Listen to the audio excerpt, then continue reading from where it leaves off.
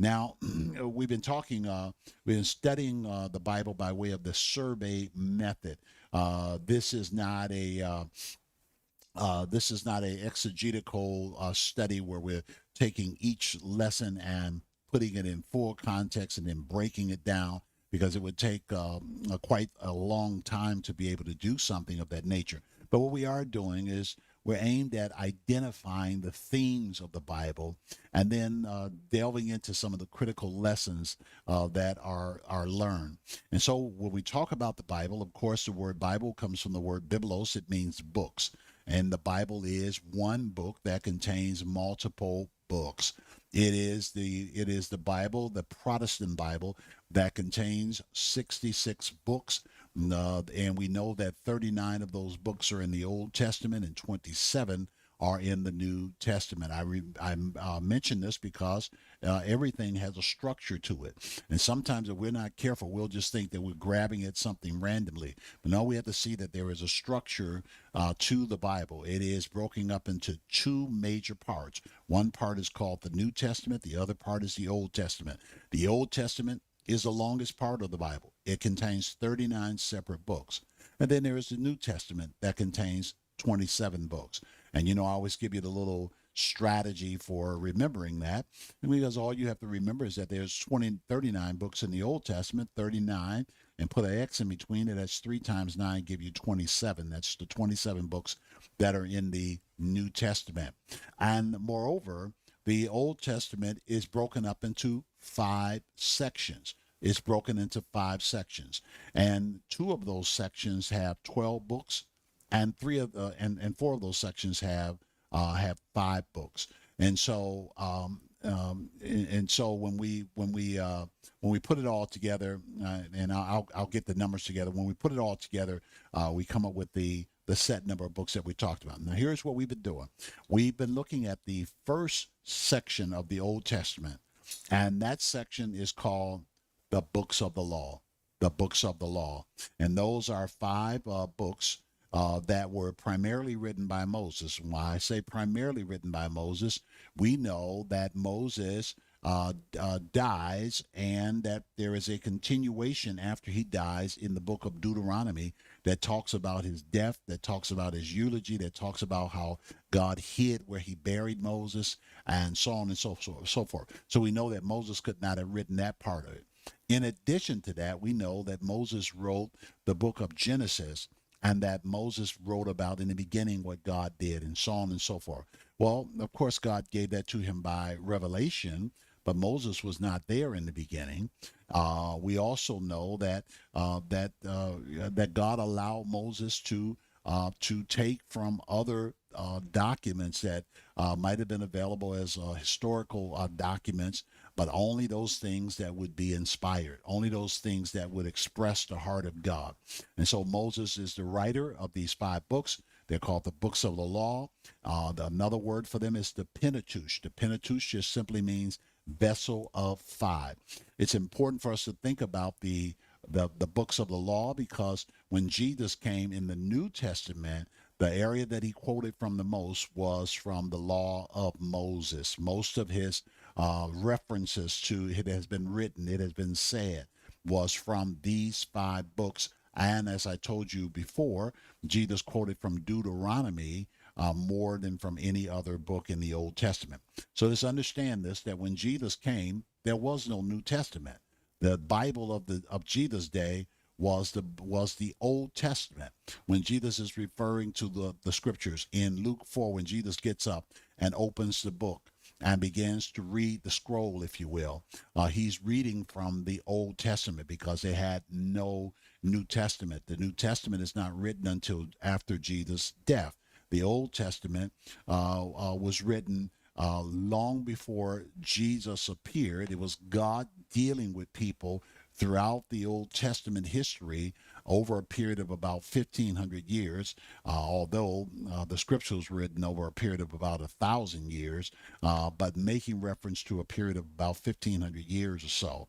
And and I want us to note this, because I got to get into the actual teachings now. So we know that we have the Old Testament that is written over a period of about 1,000 years. And then we know that before the New Testament opens up, or before Jesus comes, there is a 400-year period after the last book in the Old Testament is written. That period is called the 400 years of silence. There were no canonical books or books that are included in the Old Testament that was written after the final book, the book of Malachi.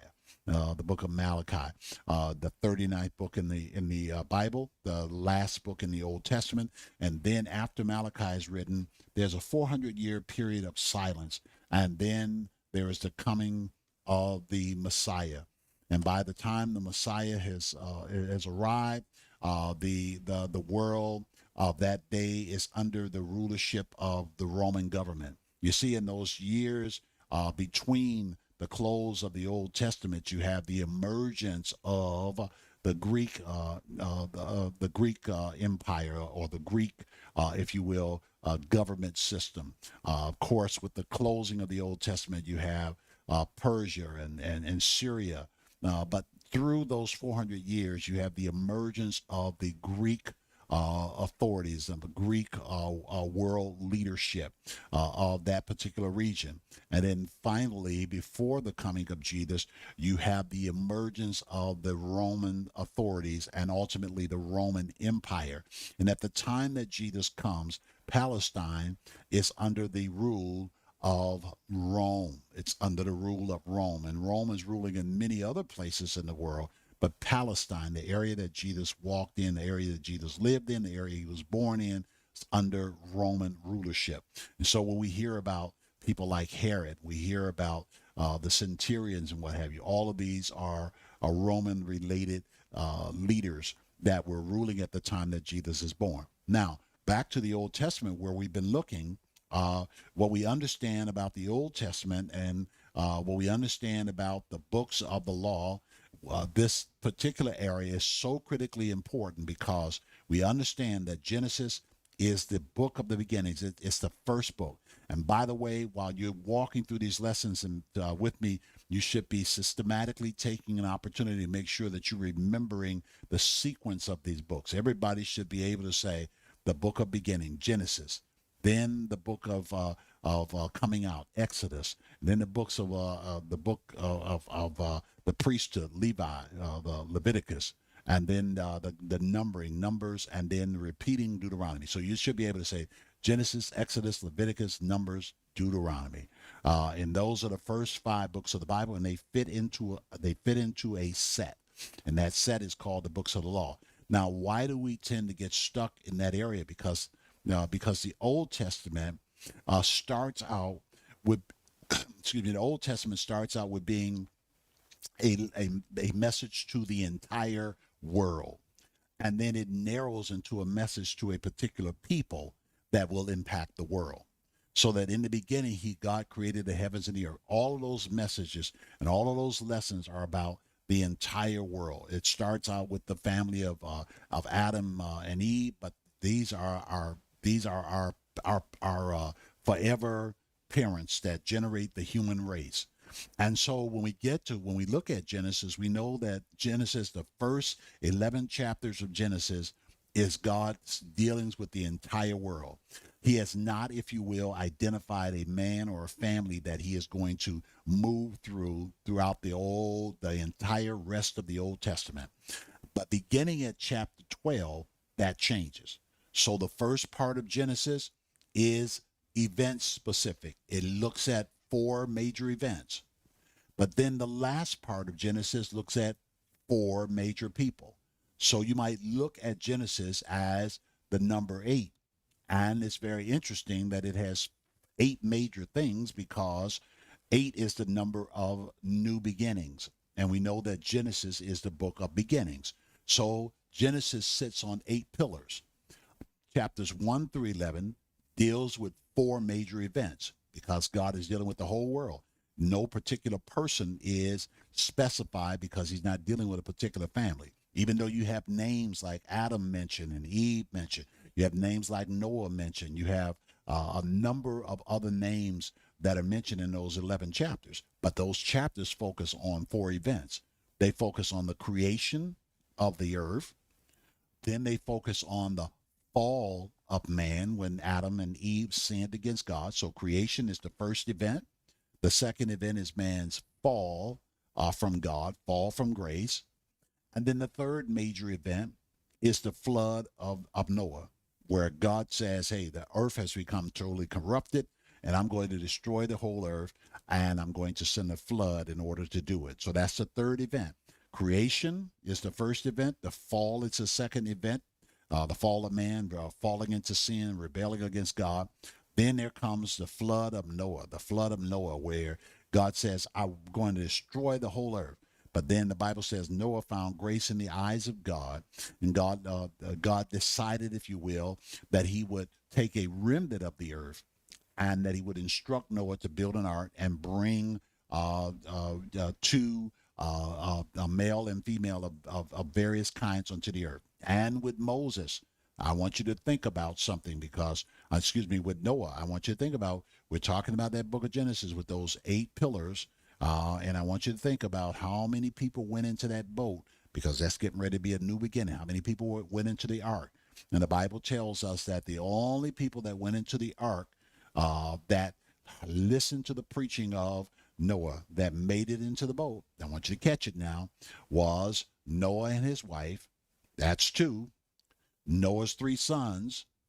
That's 5. And the 3 sons each had a wife. That's 8. So 8 people went onto the ark. And again, 8 is the number of new beginnings. That number 8 is going to keep coming up because 8 is the pillar that Genesis sits on. And I want you to get that. Genesis is the book of beginnings. 8 is the number of new beginnings. 7 is the number of rest. So that deals with the Sabbath. 6 is the number of man. Why is 6 the number of man? Because it's on the 6th day that man is created. That's why we refer to 6 as the number of man, because it is the day in which man was created. But 7 is the day of rest. We call it the Sabbath day. And then the number 8 is the number of new beginnings. And because the earth was in a new beginning, if you will, we'll get into that some other time. It's a new beginning. He sets that Genesis book out on 8 pillars.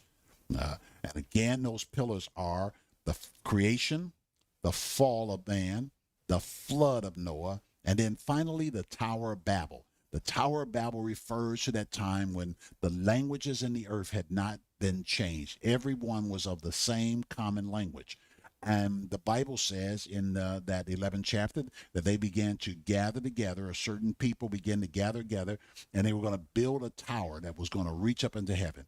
This is the foundation of religion.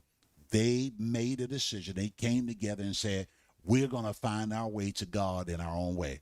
Let us make us a name for ourselves, and let's build us a tower that will reach into heaven. The Bible says that God came down to see what man was doing. And as a consequence of what God observed, God decided and chose to confound the languages. He caused there to be different languages and different dialects, and therefore the people were not able to understand each other anymore. So now they stopped building the tower because their languages were so diverse that they could not communicate with one another the way that they could before the languages were confounded or the languages were mixed up. And so the Bible says that when their languages were mixed up, man began to scatter to different places around the earth. They became less centralized and began to scatter to different places, and different cultures began to develop. Different strands of humanity began to develop. Now, we had already heard that Noah's sons represent something about diversity. That is that Cain, I should say, that Shem was of one type of man, and Ham was of another type of heritage, and then Japheth was of another type of heritage. But there at the Tower of Babel is really where the earth is dispersed. So once we deal with the Tower of Babel, that fourth event, now God chooses a particular man and a particular family that he says he's going to deal with. That's the call of Abraham. That's chapter 12, the call of Abraham. The reason I talk about this, and I know we got to get on, the reason I talk about this is because the whole rest of the Old Testament is dealing with Abraham and his family. All of the journey of going into bondage, into Egypt, all of the prophets that emerge, all of this is God's dealing with Abraham and his family, his offsprings, and raising them up to bring a message to the rest of the world.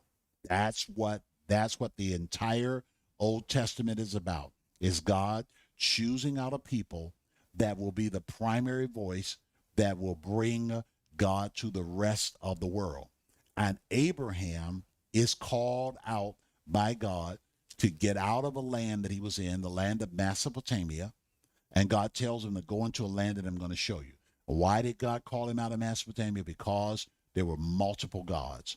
They were worshiping idols, all kinds of ungodly things that were going on there, and that's all that Abraham knew.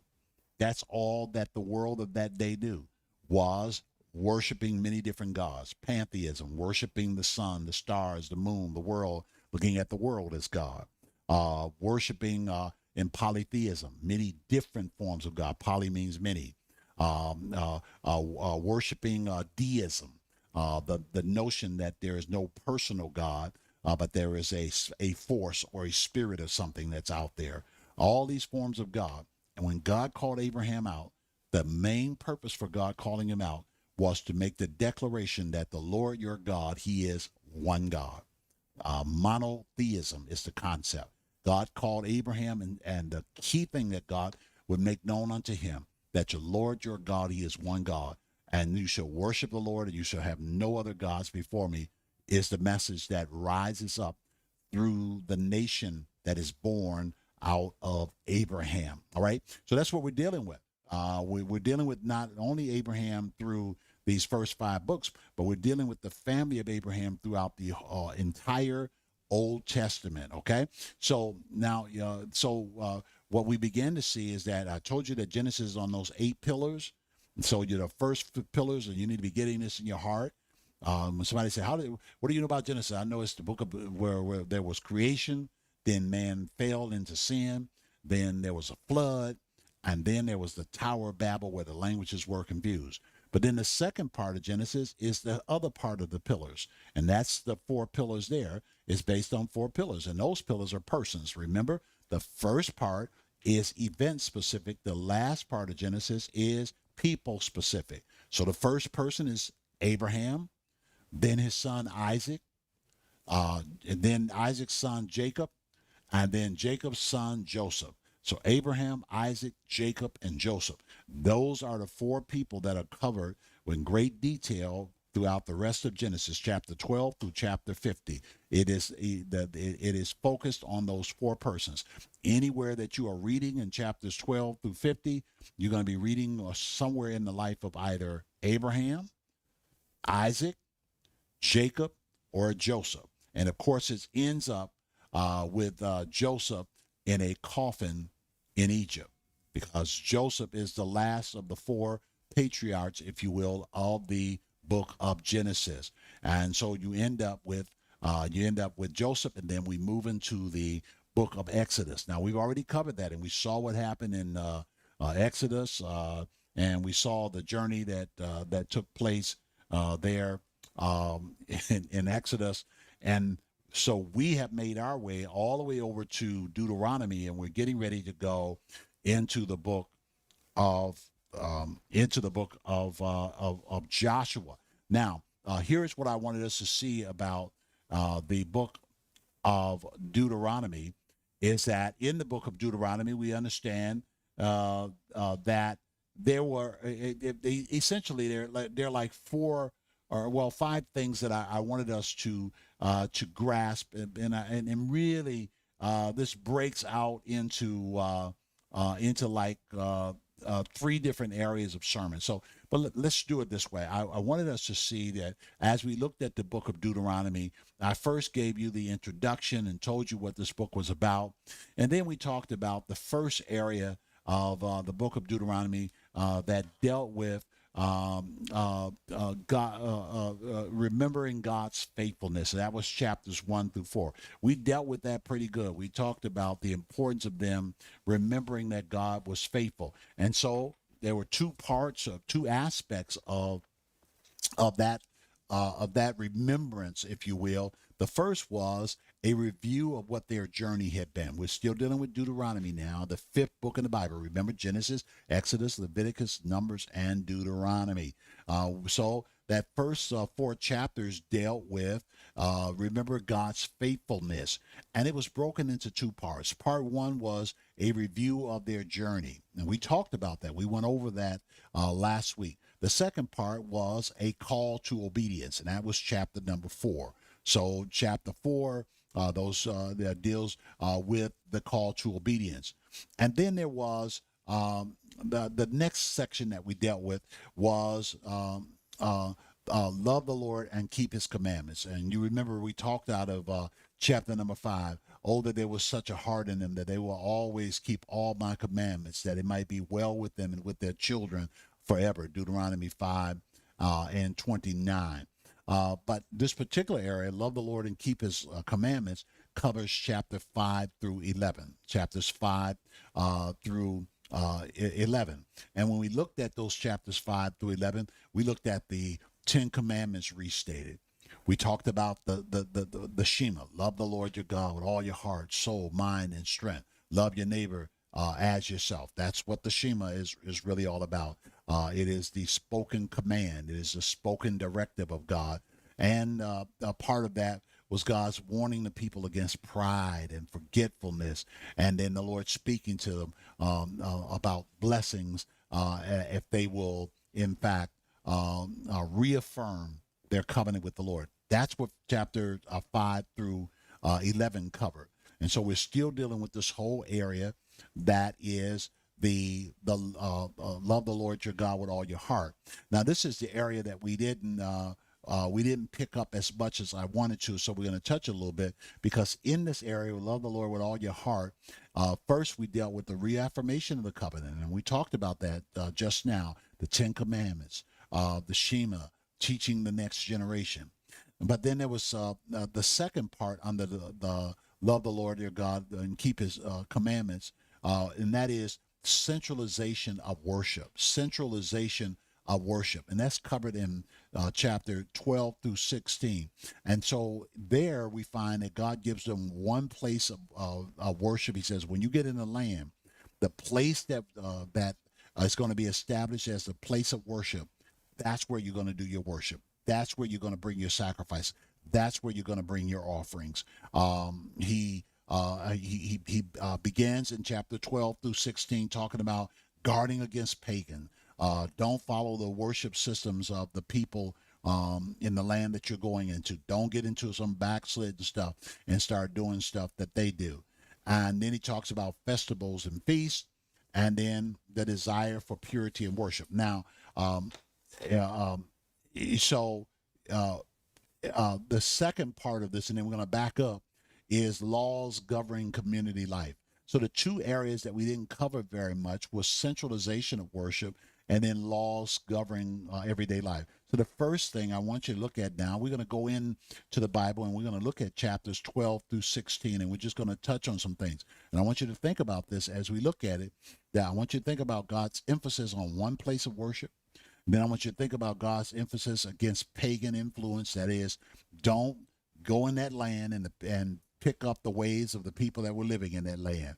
I want you to think about God telling them about various feasts that they're to keep. One of them is the feast of the Passover. You know, the Passover always talks about them remembering and commemorating when they were in Egypt, and when the Lord, on the night when the Lord says that if Pharaoh will let you go, I'm going to kill all the firstborn. But if you put blood on your doorpost, if you ready yourself for journey, then I am going to, the death angel is going to pass over. So the people of the Hebrews that were in Egypt, They followed the divine instruction, and because they had blood on the doorposts, they had the blood of a lamb that was marked upon the doorposts of their homes, they had themselves with their clothes on, ready at their table, and had the shewbread on the table, that God passed over, the death angel passed over. The death angel did not come into their house, but all of the firstborn of Egypt were killed. But the children, the firstborn of the Hebrews, were not killed because of their obedience to God. Okay, so I want us to bear those kinds of things in mind, and as God began to point out the importance of worship to them. So let's go now, and we're going to slip through just a few chapters here, chapters 12 through 16, just to look at a few things. And I am looking in the NIV just for a little bit more clarity in reading, a little smooth here. But let's begin at verse number 1. And I promise you we got to skip down because we can't stay here too long. But I want you to see these chapters 12 through 16 and just get some insight into what God is telling them before the final benediction, before he begins to tell them that about stuff about you'll be blessed when you go in the land and so on and so forth. He's giving them boundaries for worship. So the first part of this deals with one place of worship. Look at verse number 1 in chapter 12. It says, "These are the decrees and laws you must be careful to follow in the land of the Lord, in the land that the Lord your God gives you." And I'm reading. Let me just read it. "These are the decrees and laws you must be careful to follow in the land that the Lord, the God of your ancestors." Now, what are they talking about? The God of your ancestors? Abraham, Isaac, Jacob, all right, all of their ancestors, Joseph, all right. He said, of your ancestors has given you to possess, the land that the God of your ancestors have given you to possess. Okay, we keep reading here. "As long as you live in the land, destroy," look at verse 2, "destroy completely all the places on the high mountains." That means places where the pagans were worshiping, places that they built to other gods. He says, "Destroy all of the high mountains, on the hills and under every spreading tree," everywhere that they built any kind of worship system that is not to God, to the true God. He said, you got to destroy it. And we're still in verse 2. He says, "Where the nations you are dispossessing worship their gods." He says, not only destroy their gods and don't embrace their gods, but make sure that every area that you go to where they had that kind of worship in place, destroy it. Destroy everything about it. Look at verse 3. "Break down their altars, smash their sacred stones, and burn their Asherah's pole." A worship system. "Burn their poles in fire, cut down the idols of their gods, and wipe out their names from those places." This shows you how serious God is about our commitment to worship in him and no other God. He tells them to destroy everything. Verse number 4, you must not worship the Lord your God in their way. Not only says destroy all of their system and what have you, but he says now in verse 2, don't even worship in the way that they worship. See, this is something that we have to bear in mind, because when we start talking about the church wanting to be too much like the world, well, look back at Deuteronomy, and God is telling them, he said, don't even worship in their way. First of all, he says, destroy their whole system, because they're worshiping false gods. They're not worshiping the true God. But he says, don't even adopt the way that they did it. Don't even worship like they did. Don't sing the songs they sang. Don't move like they move. Don't dance like they dance. He said, don't get rid of their ways. Don't do their ways. Sometimes people move away from something that's ungodly, but you still carry on the ways that they carried on. When you eradicate something, you got to get rid of the whole thing. Okay? Look at verse 6. But you are to seek the place the Lord your God will choose from among all your tribes to put his name there for his dwelling. So he says, you are to seek to be in the right place. Make sure that you're in the right place. And continuing in verse 5, to that place you must go, and there bring your burnt offerings and sacrifice, your tithe and special offerings. And I just want you to see there the importance and emphasis put upon tithe and special offerings and so on. And so he says that when you go to worship, I want you to bring those things, but you can't just do that anywhere. You got to bring it to the place that the Lord has identified, that the place where he dwells. It says, what have you, and look at, as we finish that verse number 5, verse number 6, it says, what you have vowed to give, and your freewill offerings, and the firstborn of your herds and flocks. There in the presence of the Lord your God, you and your family shall eat and shall rejoice in everything you have put in your hand to, put your hand to, because the Lord your God has blessed you. Now he's talking about recognizing that you've been blessed by God, and when you come to make your sacrifices, because what would happen with them is a part of the sacrifice that would be made, they were permitted to eat the remnants of that. They were permitted to eat, and this is why he's talking about eating in the presence of God. That even as they gave their various flocks and what have you, there was a portion of that that could be consumed by them in the presence of Almighty God. Look at verse number 8. You are not to do as we do here today. Now he's moving away from the pagans, and he's telling them that have been a wilderness people going from one place to the other. He's now he's correcting something there. He says, you are not to do as you do here today. Everyone doing as he see fit. He said, listen, when you go into this land, there's going to be some structure that's going to have to come to your worship. There's going to be some structure that's going to have to come to your behavior. And this is something that the people of God have to really begin to understand and appreciate, that when God begins to move you into a place that he identifies as his dwelling place, that it becomes important that you realize that you can't just do this anywhere. He says, even though here in the wilderness you were able to do this and that, every man did what was fitting to him. He says that's going to stop when you get into the land. When you get into the place of worship, that's going to stop. Even though it's acceptable out here, it becomes unacceptable there. See, these are critical lessons that need to be carried over into the generation that we're in. And look at verse number 10. But you will cross the Jordan and settle in the land the Lord your God is giving you as an inheritance, and he will give you rest from all of your enemies around you, so that you will live in safety. And then verse 11, then to the place the Lord your God will choose as a dwelling of his name, a place that he will choose as a dwelling of his name, there you are to bring everything I command you, your burnt offering, your sacrifice, your tithes, your special gifts, and all the choice possessions you have vowed to the Lord. So what God says, I'm going to set apart some place for you to do this, and that's where you're supposed to do it. You can't be all over the place. All right? Look at verse 12. And there rejoice before the Lord your God, you, your sons and your daughters, your male and female servants, and the Levites from your towns who have no allotment. Now we see something here very interesting. He says, and the Levites who have no allotments or inheritance. So when you're rejoicing, they should be rejoicing. Why? Because as you're giving, you're also providing for the Levites, the priesthood, because under the system that God sets up, the priesthood could not they did not receive an allotment, a family allotment of land. They were a part of the priesthood. And so they would be the land that they would be given or would be allotted to them was land for the work of ministry. It was not something that they could own personally, that they could pass on to their family.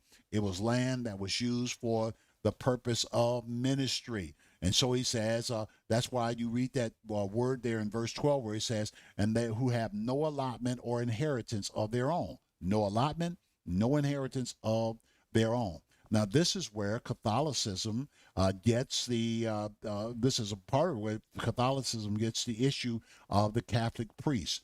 And the Catholic priest being one that has to have a vow of poverty and vows of celibacy and so on and so forth, where the priest has no allotment, no inheritance, nothing that he can transfer to anybody.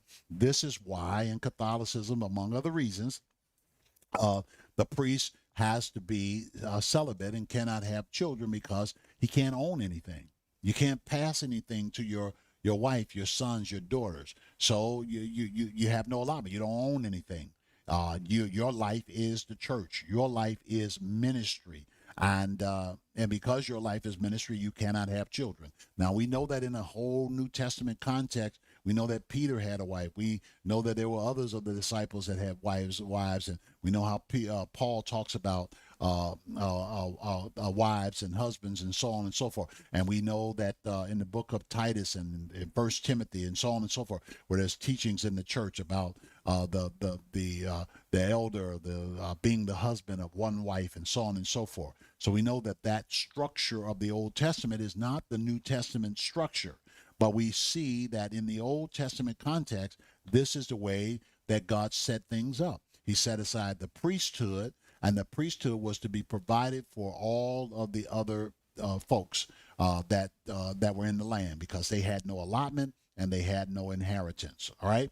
Now let's look on a little bit further, just things we're picking up along the way, because I have to run through this to get to something else. But I wanted us to see this. I neglected some of this last week, and I said, I got to go back and touch some of this. Look at verse 14.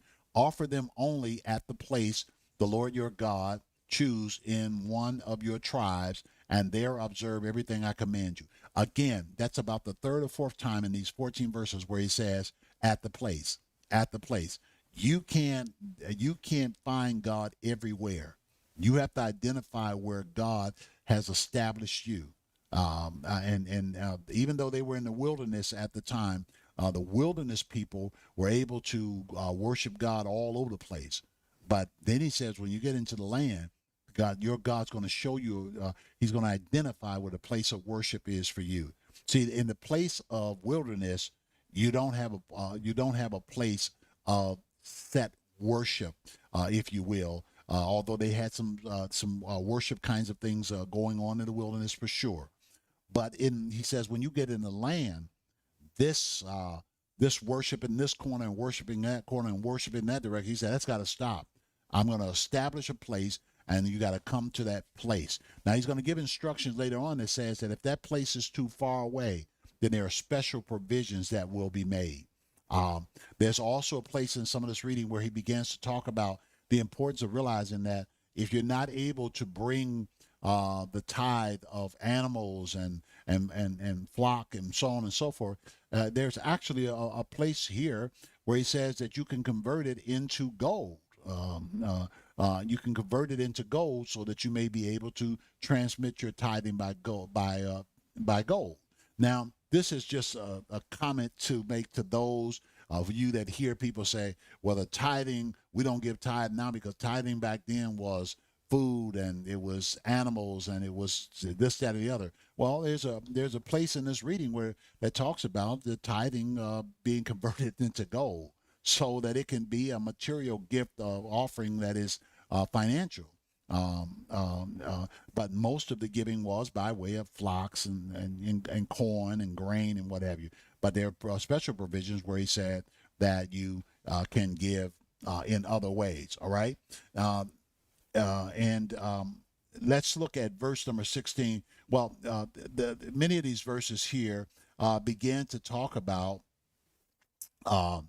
eating meats and eating various kinds of meats, and making sure that the meats that are eaten are not things that are detestable before God, that they are things that that do not contain the blood. They were to drain the blood out of any meat that they were going to eat, and so on and so forth. So a lot of this talks about that. Let's look at verse number 29. It says, the Lord your God will cut off before you the nations that you are about to invade and dispossess. But when you have driven them out and settled in their land, verse 30, and after they have been destroyed before you, be careful. Watch this. Be careful not to be ensnared by inquiring about their gods and saying, how do these nations serve their gods? We will do the same. You must not worship the Lord your God in their way. There it is again. Because in worshiping their gods, they do all kinds of detestable things that the Lord hates. They even burn their sons and daughters in the fire as sacrifices to their gods. Verse 33, see that you do all I command you. Do not add to or take away from it. So I wanted to, you see how I had to go back to that. Chapter number 12, because it it begins to deal with some critical things that the Lord is commanding of his people, and some things that we have to look at. And remember, as we look at this chapter 12 through 16, the place of worship, guards against paganism, festivals and feasts. God deserves pure worship are the things that we kind of focus on. Now let's move over to chapter 13 ever so briefly here. And again, beginning at verse 1, watch this. This is very important. That's why I had to come back to some of this. Watch this in chapter number 13, because this is where people get deceived even today. But I want you to see something in chapter 13, verse 1, and a few verses thereafter. Very, very powerful here. Notice what he says. If a prophet or one who foretells dreams appear among you and announce to you a sign or wonder. And watch this. They come, a prophet, a dreamer, and they come and they announce to you a sign or a wonder. And look at verse 2. And if the sign or wonder spoken or spoken of take place. So now you got a person that is a true prophet, if you will, or they told the truth. They had a sign or a wonder. They told you that something was going to happen. They announced something, and boom, there it is happening. Boy, you say, wow, it must be a prophet. Now, he says that if they speak something and it comes to pass, then let's read on in verse 2. And the prophet says, let us follow other gods, gods you have not known, and let us worship them. You must not listen to the words of that prophet or dreamer. So you see, he's so committed to the system and to God's ways, until even if it's a prophet that has a vision, a dream, or something that comes to pass, they prophesy accurately. But if they are detouring from the ways of God, then you don't cover for them and say, touch not his anointed, that's God's anointed. The Bible says that if he's detouring you from the ways of God, then he says you must not listen to the words of that prophet or dreamer. You must not listen to them. Look at still looking at verse 3. The Lord your God is testing you to find out whether you love him with all your heart and with all your soul. Verse number 4. If the Lord your God, it is the Lord your God you must follow, and him you must revere. Keep his commandments and obey him. Serve him and hold fast to him. Watch verse 5. Verse number 5. That prophet or dreamer must be put to death for inciting rebellion against the Lord your God, who brought you out of Egypt and redeemed you from the land of slavery. That prophet or dreamer tried to turn you from the way of the Lord your God commanded you to follow. You must purge the evil from among you.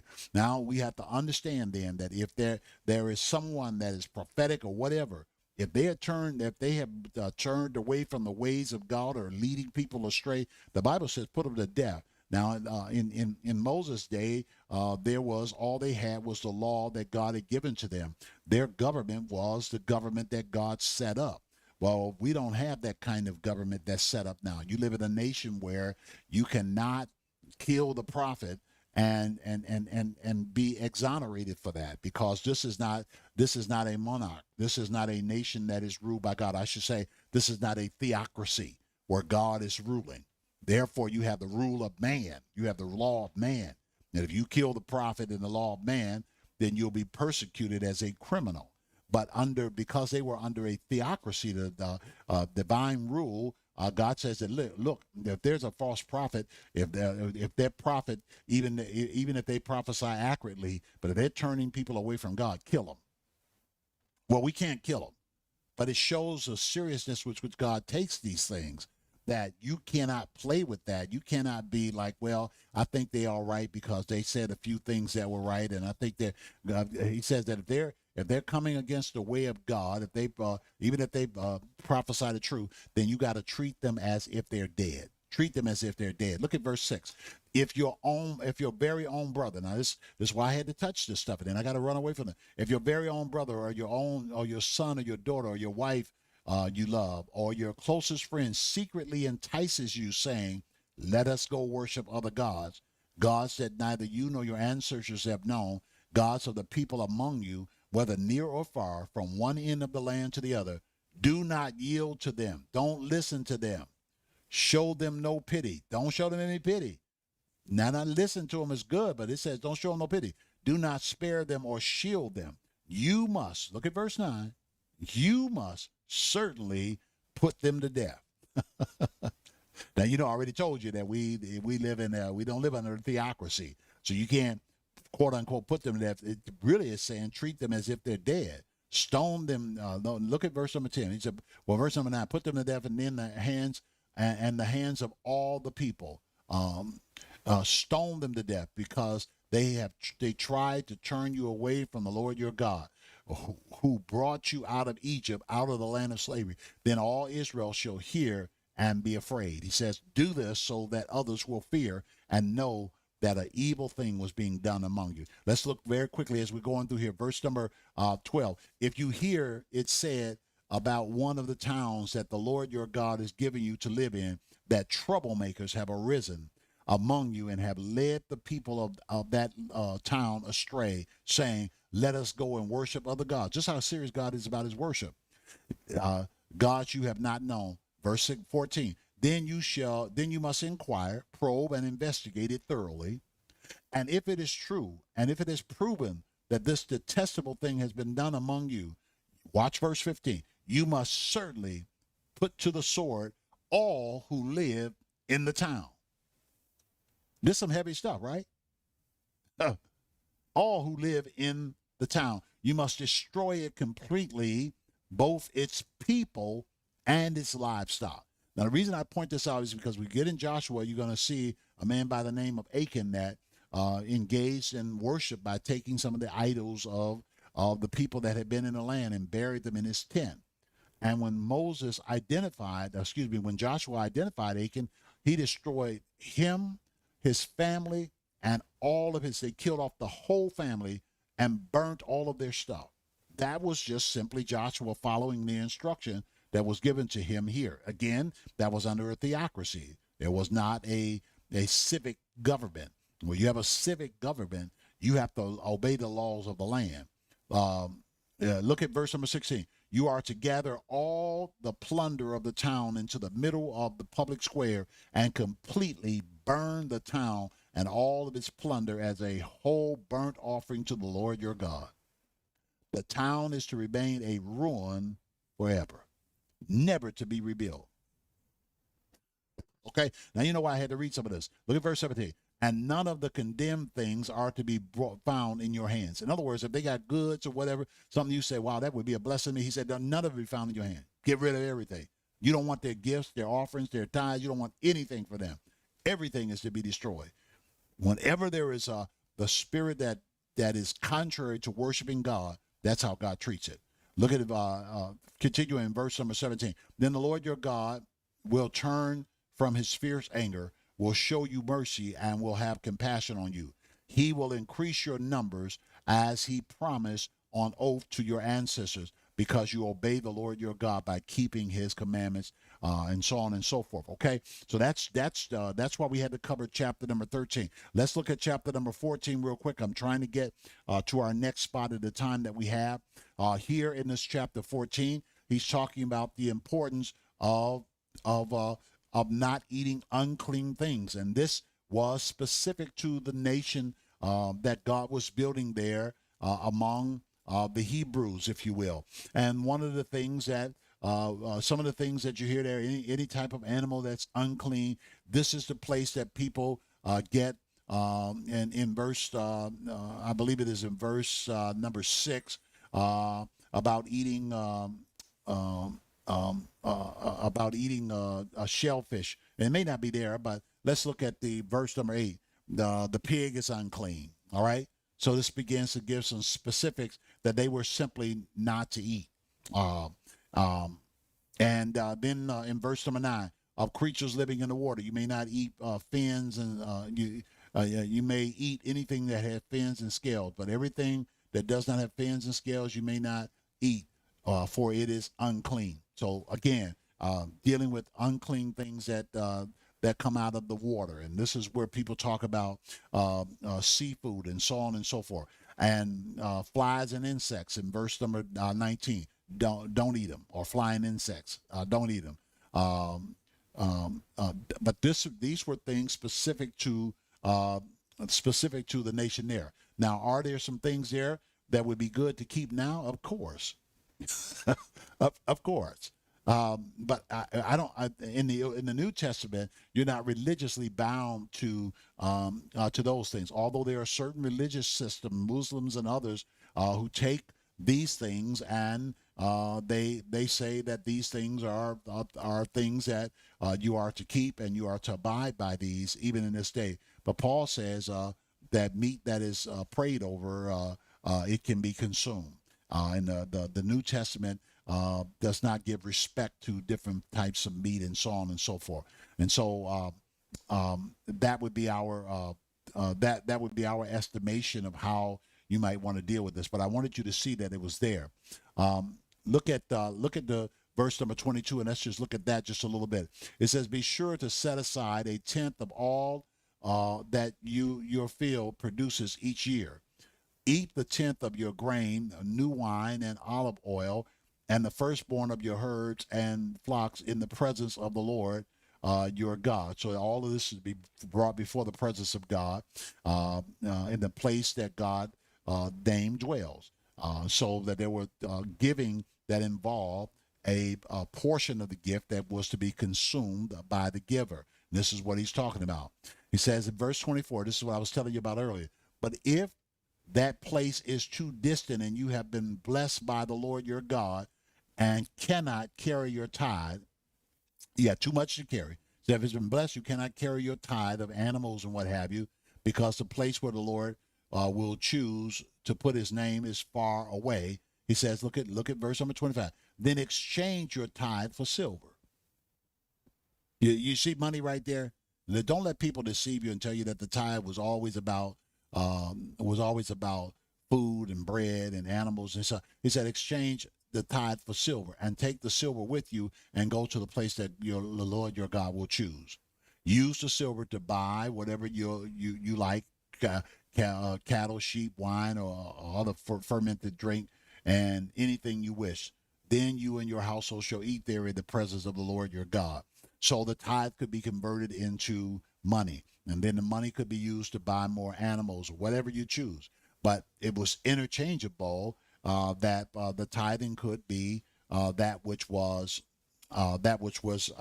something that was turned into silver here. Look at verse 28. It says, "At the end of every 3 years," watch this, "at the end of every 3 years, bring all the tithe of that year's produce and store into your town." Watch this, verse 29, "so that the Levites who have no allotment or inheritance of their own, and the foreigner, the fatherless, and the widows who live in your town may come and eat and be satisfied, so that the Lord your God bless you in all the works of your hand." So he said the third year, there's a special kind of giving of tithing in the third year, every third year, to take care of the priesthood, because they have no allotment and no inheritance, and to take care of the foreigner. We hear a lot today about the foreigners in the land and how we should be providing for these foreigners and what have you. Here specifically, he says that there should be money set aside, there should be resources set aside for the foreigners. And he all goes on further to say the fatherless, for the widows, that there ought to be a tithing and giving for the fatherless, the foreigners, and the widows in the land. And he says that this will cause the Lord to bless you in all the works of your hands. It's right there in verse 29. So y'all see I had to cover some of this. Let's go on now to chapter number 15, because I want you to see something there. And I meant to move a lot faster, but I felt I neglected you by not covering some of this last week. I needed you to see this. And so here in chapter 15 is the challenge of cancellation of debts. Cancellation of debts. And we won't read a lot of this here, but look at verse number 1, chapter 15. "At the end of the 7th year, you must cancel debt. This is how it is to be done. Every creditor shall cancel any loan they have made to a fellow Israelite." So this is something that was to be within their nation, the Hebrews. After 7 years, debts canceled. They shall not require payment from anyone among their own people, because the Lord's time for canceling debts have been proclaimed. So a set time for the cancellation of debts. 7 years, that's it. It's a cancellation of debt. you may require payment from a foreigner, he says here. From a foreigner, you could require payment, but among your people, but you must cancel any debt your fellow Israelite owes. Owe to God that we could deal with each other and among each other so closely that we could manage among our people to forgive debts among each other. Even though the foreigner, you don't have to forgive the debt. Verse number 4, he says, however, there need be no poor among you. There's a powerful verse here. Verse 4, you need be no poor among you, for in the land the Lord your God has given you to possess as your inheritance, he will richly bless you. If only you follow and obey the Lord your God and be careful to follow all these commandments I am giving you today, and so on and so forth. And then it tells you about dealing with the poor. It tells you about some things there, cancellation of debt in verses 7 through 10. Look at verse number 12. This deals with freeing servants. And so it says here in verse number 12, if any of your people, your own kind, Hebrew men or women, shall sell themselves to you to serve you 6 years, in the 7th year, you gotta make them free. So a person comes and they commit themselves to be your servant. They sell themselves out to you and say that I'm bound to serve you for a period of time. He says that, look, after 6 years, that's up. In the 7th year, you got to release them. And then he gives provisions that if there's someone that so loves to be your servant, they've been treated so well that they want to be your slave for life, then you are to put you are to pierce their ear, if you will, and put a lobe, pierce their earlobe, and put a marking or a ring in their ear as a symbol of being a servant, as a symbol of a lifetime servitude. It says in verse 17, then take an awl and push it through his earlobe into the door, and he will become your servant for life. Do the same for your female servant. So really, the wearing of an earring, the piercing of the ear in this context, really was about establishing servitude, establishing a relationship. And this was honorable servitude. This was servitude that says that I will serve you because I know that you will provide for me. My life is yoked to your life. I'm making a legal covenant that I'm going to be your slave for the rest of my life. Look at verse 18. Do not consider it a hardship to set a servant free, because their service to you these 6 years has been worth twice as much as that of a hired hand. And the Lord your God will bless you in everything you do. So this was a special system where people could give themselves and dedicate themselves to someone in servitude, and that it was an honorable thing that was respected by the scripture, that God provided some boundaries. Look at verse number 19. This deals with firstborn animals. It talks about setting them aside as unto the Lord. It also talks about animals that are lame and that have blindness and what have you, that nothing that you sacrifice unto the Lord should be flawed. So you have to make sure that the firstborn animals are the animals that are unflawed, that you bring before the Lord. And y'all see, I'm rushing here, but I wanted you to see that. And then finally, in chapter 16, in this area that we've been dealing with, while we take just a ever so brief look there, and I'm only going to touch this because it would take a lot of teaching here. I want you to see in verses 16, verses 1 through 4, it deals with respecting the Passover. Verses 1 through 8, it talks about the Passover. It talks about remembering how that they were brought out of Egypt and how they are to keep the Passover and to commemorate that as a special time before the Lord. And in that, it talks a little bit about the 7th day. But the key thing there is talking about the Passover, the commemoration of them being spared from death in Egypt and God bringing them out of the land of bondage. The verses 9 through verse 11 deals with the festival of weeks. As a certain type of festival that the Lord, or feast that the Lord told them that they are to keep, that is still kept by Jewish people even till this time. And then in verses 13 is the festival of the Feast of Tabernacles. And again, this is one of the several feasts that they were to keep. The Feast of the Tabernacle is sometimes called the Feast of Weeks. And so we don't get into that too much. We just mention them here. And then in verse 18, he talks about the importance of leadership. So look at verse 18 and says, appoint judges and officials for each of your tribes in every town the Lord your God is giving you, and they shall judge the people fairly. And look at verse, even before they go in the land, he's telling them that you're going to have to set up leadership structures in each of the tribes. And look at verse 19, already established in their heart. He says, do not pervert justice by showing partiality. From the very beginning, he tells them that, you got to be fair. You got to be honest and honorable. Look at further in that same verse 19. Do not accept a bribe, for a bribe blinds the eyes of the wise and twists the words of the innocent. Wow. Something to follow justice and justice alone, so that you may live and possess the land the Lord your God is giving you. All of this is talking about crooked judges and crooked systems of leadership that God is addressing here. And then in verse 22, worshiping other gods. This is going to come up over and over again. Verse 22, do not set up any wooden Asherah pole beside the altar of you build to the Lord your God, and do not erect a sacred stone, for these the Lord your God hates. In other words, once you put the system of God in, he already told you about eradicating all other systems. Now he had to back up and tell them that when you put the system of God in place, don't put next to it some other form of worship.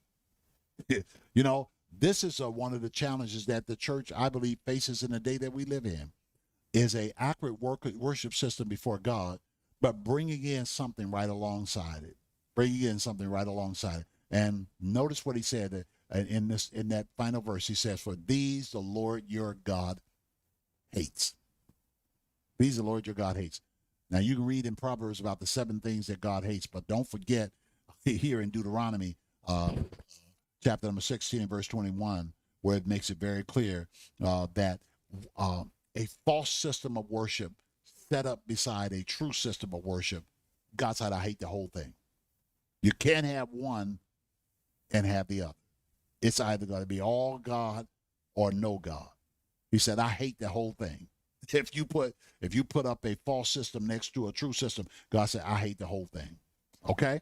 Now, that helps me to feel better about telling you about what is happening in those chapters. Now, we won't cover chapter 17 through 26, but again, it deals with leadership. It deals with judges and kings, priests, and prophets. A lot to be said there. One of the things I like about the chapter 17 through 26, you deal with issues of social justice, how to care for the vulnerable among you. The idea that the Levites are going to be over the cities of refuge and care for the vulnerable among them, the widows, and so on and so forth. And also covered there in laws governing the community in chapter 17 through 26 is daily holiness, covenants of faithfulness, marriage, and learning how to be faithful and honorable, learning how to walk in holiness. And the final thing in those chapters is that God cares about every aspect of life, that you can't isolate God and put him in one corner of life and say, well, he's there, but he's not over here. But we learn from those chapters that God is in every aspect of life, and that's critically important. Now, what we did we talked about chapters 27 through 30. That's dealing with blessings for obedience. Blessed in the city, blessed in the field, blessed coming, blessed going. We also talked about in chapters 27 and 28. Chapter 27 deals with all of the blessings that will come upon you if you hearken diligently unto the Lord to follow his ways. And then by the time you get to chapter number 28, he gives you all of the curses that are coming if you don't hearken diligently unto the Lord. And then finally, the final part of that area is dealing with covenants of renewal and hope. Chapter 29 deals with calls to repentance, the promise of divine restoration, and God's appeal. I have set before you life and death. Therefore, choose life. That's what's covered in that particular area, chapters 29 through 30. And then we already dealt with the final acts of Moses in chapter 31 through 34. And we understood that in those chapters that Moses commissions Joshua and begins to talk about the transition of leadership. And then we have the Song of Moses about God's faithfulness.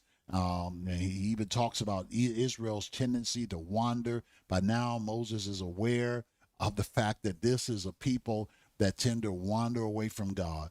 And then he begins to talk about not only their wandering, but he talks about God's endurance, how God keeps on blessing them.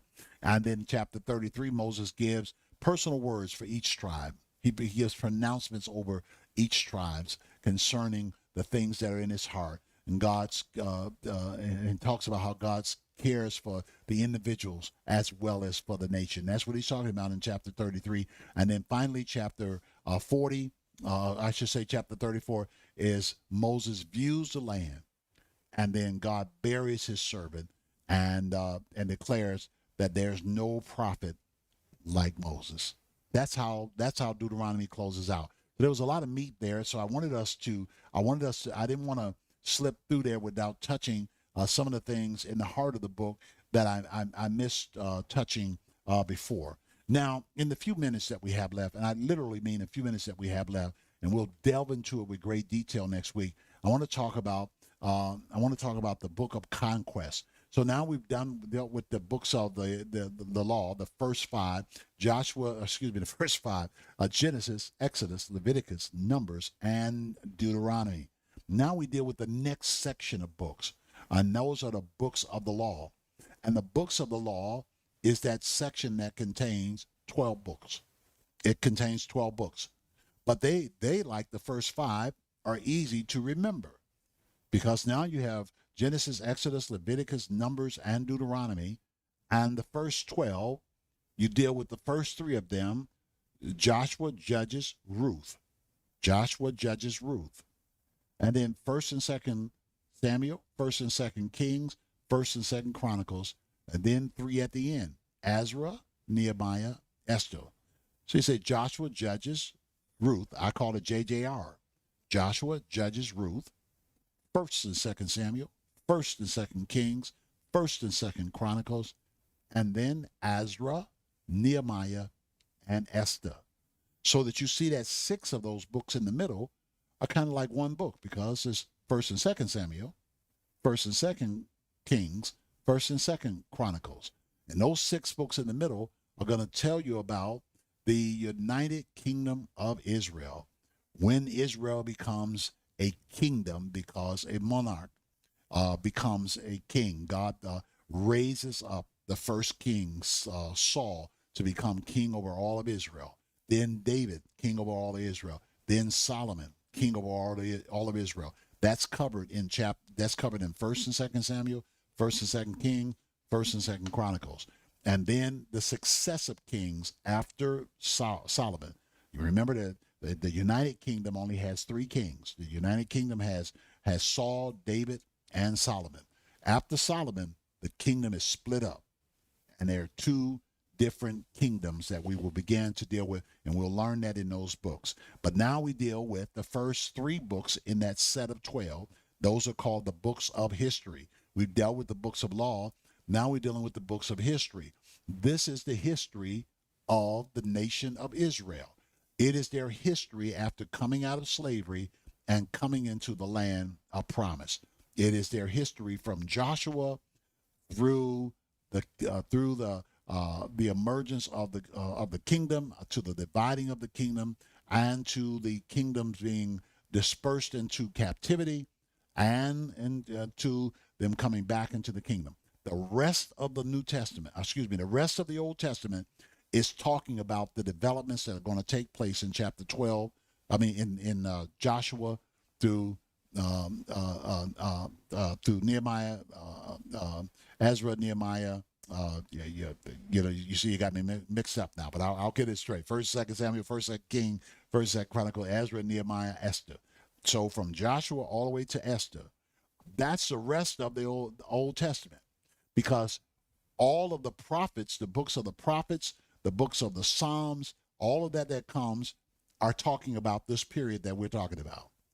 That whole period, that period of history, all of the other books in the Old Testament, the Psalms are talking about that period. The Song of Solomon is talking about that period. All of the other books, all of the prophets, Isaiah, Jeremiah, all of them are talking about this period that we're getting ready to cover, the period of history. The history unfolds. Some of those prophets are mentioned in these historical books, but then the prophets are writing during this particular period of time, because this is the period that takes you literally to the end of the Old Testament. It's 12 books, but they take you to the end of the Old Testament. The prophets are the prophets and the Psalms, which are the other books that remain. They are talking about the same period. They're just talking from a different perspective. They're talking about the Psalms that were a part of the nation. They're talking about the prophets that were a part of the nation. That's your Old Testament. These 12 books are absolutely critical, because once we understand these 12 books, once we understand the history, we see the history unfolding, then we can say, what was Isaiah talking about? Because he was talking about the nation. He was looking at this nation. What was Jeremiah talking about? He was looking at this nation. What was Ezekiel talking about? He was looking at this nation. What was Daniel talking about? He was looking at this nation. Some of them are prophets to the nation, and then some of them are prophets to the exiles. Because remember, there comes a time when all of Israel, the southern kingdom, is in exile. They're put into they're in another nation for a period of time before being returned into the land. And so those prophets are considered to be prophets of the exile. All right, so we'll get into all of that, okay? I know that my time is away. Let's just look really quick at Joshua, just as an opening. It is the book of conquest. Oftentimes, if you're going to have a nation is going to have to fight for that which is theirs. So Joshua is the book of conquest, and it deals with two major phases. But it's really broken down into 4 phases. Here's what happens. So we won't be able to get into it tonight because our time is away. It deals with preparation to conquest the land. Preparation to conquest the land. We're going to deal with that in chapters 1 through 5. Preparation to take over the land. That's what we're going to deal with in chapters 1 through 5. And then in chapters 6 through chapter 6 through 11, we're going to deal with the actual conquest. So chapters 1 through 5, preparing for the land. Chapters 6 through 11, going in, fighting, and actually taking the land. That's where the fight occurs. The central battle, the southern battle, and the northern battle. There are going to be 3 directions of battle: central, southern, and northern. And that's when they're going to take over the whole land that God had given them. And the word of God is going to show us that they dispossessed 7 nations that were greater than they were. And then we'll do a special dealing in chapter number 12, but chapter 13 through chapters 21 is going to deal with inheritance. And we're going to talk about how land is distributed, because that's what their inheritance is about. Now they're in the land, they fought the battle. Nobody gets a distribution until everybody has fought, until they have defeated the enemy. Some people say, well, our territory, we won in our territory first, so I want my land now. Nope. Joshua's going to tell them that nobody gets anything until everybody has everything. And we're going to find out a couple of big things. In chapter 17, we're going to see how that for the first time in scriptures, we begin to understand how, even though the Old Testament Hebrew structure was that women could not inherit, but we're going to see the 5 daughters of Zelophehad, whose father had died, and they had made a covenant in Numbers 27 with Moses that they would be able to receive their father's inheritance. It was unheard of that women will outright own their land. And it shows you how all the way back then there was such a spirit and a grace for reform that even existed on Moses, that women would be able to outright have the inheritance of their father. They had no brother, they had no father, and the land was given to these five women directly, and they became inheritors of land just like men. That is really that was really reforming, and so on and so forth. So we have to deal with that in the book of Joshua, right? And then the final chapters, 22 through 24, deal with the close of Joshua's life. And in chapter 24 is where we get that great word, as for me and my house, we will serve the Lord. So I've got to pick up in the book of Joshua, and we'll be talking generally about the books of history, because when we unlock the books of history, we will unlock the prophets, we will unlock the writers of the books of poetry, the remaining sections of the Old Testament, the remaining sections, the books of poetry, 5 books there, then the books of the major prophets, 5 books there, and then the books of the minor prophets, 12 books. So we start with the books of the law, 5 books: Genesis, Exodus, Leviticus, Numbers, and Deuteronomy. And then we go to the books of history, and we deal with the 12 books there, beginning with Joshua, Judges, Ruth, 1st and 2nd Samuel, 1st, 2nd Kings, 1st, 2nd Chronicles, Ezra, Nehemiah, and Esther. And then we deal, of course, with the books of poetry. The books of poetry, and there are 5 of them, and I won't go through all, but there's 5 of them, of course. Job, Psalms, Proverbs, Ecclesiastes, Song of Solomon. And then you have the 5 major prophets, and then you have the 12 minor prophets. I keep talking, I'm going to tell you all of them, and just not going to do that. Gotta quit. All right. Thank you so much for tuning in. Thank you so much for being a part of the lesson and the teaching tonight. I hope that it's been a great blessing to you to begin to understand these things. Listen, the way that God has moved before is the way that God will move again. That's not to say that everything that he's done before is all of what he's going to do.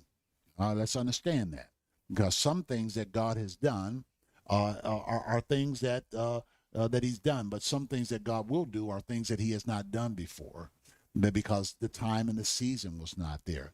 The moment for that was not there. We live in a time where our God is the same yesterday, today, and forever, but we have not seen all of God. We have not seen all of his doing. We have not seen all of his hands. But one thing is for sure is that when we look back and see the things that God has done, we get a clear understanding of ways that we know that God moves.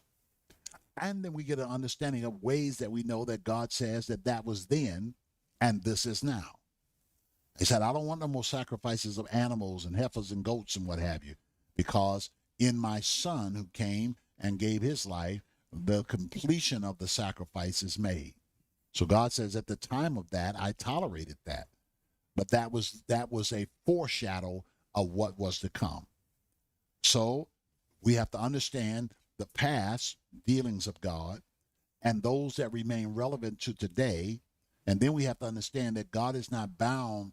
God is not bound by what we know. He's not bound by what we know, because he is much bigger than anything that we know about him. And while we understand the move of God in some ways, who knows what God wants to do in this day and this hour? And I hope the word of God is inspiring you to see how great is our God. King above all kings, Lord above all lords. How great is our God.